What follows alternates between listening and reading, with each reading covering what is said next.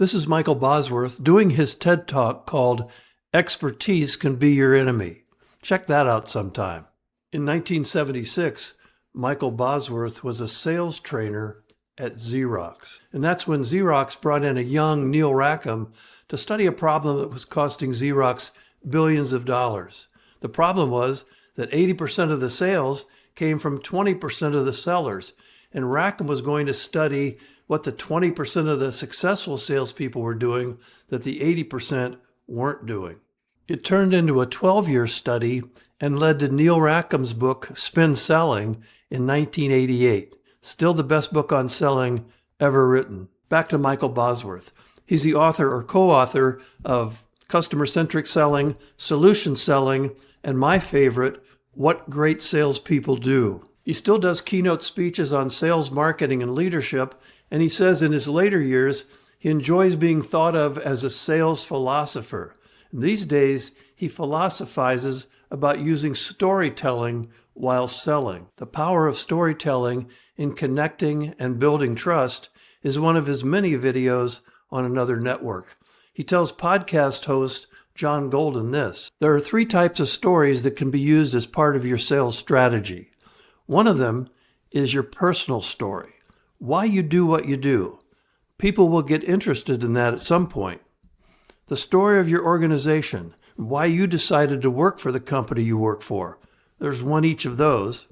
The third category we call customer hero stories, and you can have dozens of customer hero stories, which are about people who are making money, saving money, achieving their goals, or solving their problems with the help of you or your product or your expertise. Every story has a setting, a complication, a turning point, and a resolution.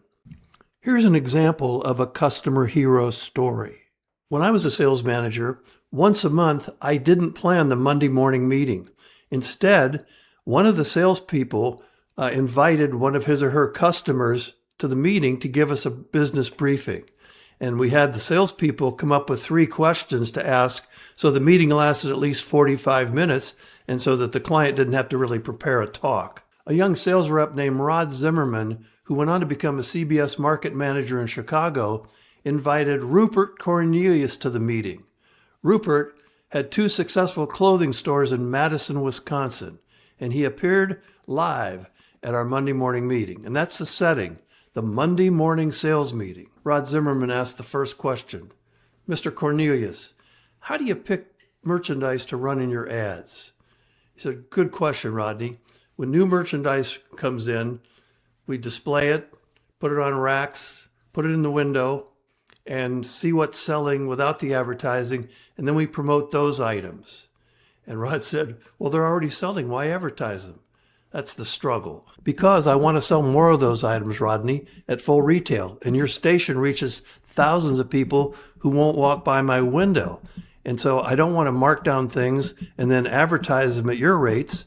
That's not profitable. I want to advertise things that are already selling. The turning point. And finally, he said, I take the things that aren't selling, mark them down, and then people come in to buy the stuff I'm advertising, and they impulse buy some of these marked down items. The resolution. Just like that, 9 salespeople had a customer hero story about how Rupert Cornelius chooses merchandise to advertise. You know, Rupert Cornelius came to our sales meeting last week, and he says, stories work. Bosworth says, professional peer curiosity is a huge emotional need. You ask, may I share a story with you about another business owner? You give me permission. Using a story first makes you appear knowledgeable and able to help them improve their business or solve their problem. Do you have 2 or 3 customer hero stories you already tell? If so, make sure they have a setting, a struggle, a turning point, and a resolution.